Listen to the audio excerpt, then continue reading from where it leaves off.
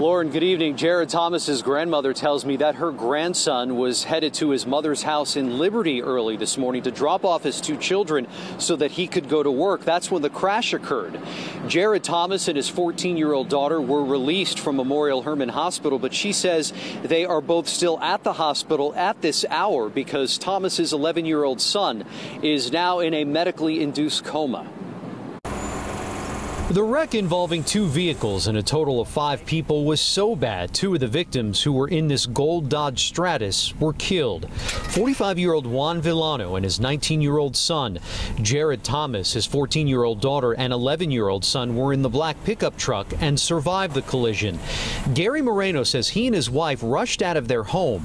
She's a level 2 trauma nurse. He says they saw Thomas holding his 11-year-old son. She actually came out and told the father to try to support his neck because he was just kind of letting him flop all over. Deputies say Villano was driving his car when he crossed into the opposite lane and slammed head-on into Thomas's truck.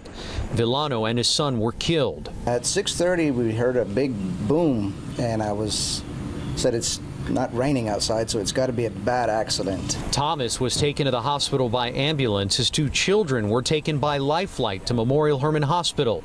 Investigators say Villano and his son, who were both killed, were wearing neon traffic vests and may have been going to work. Everyone involved had on their seatbelts.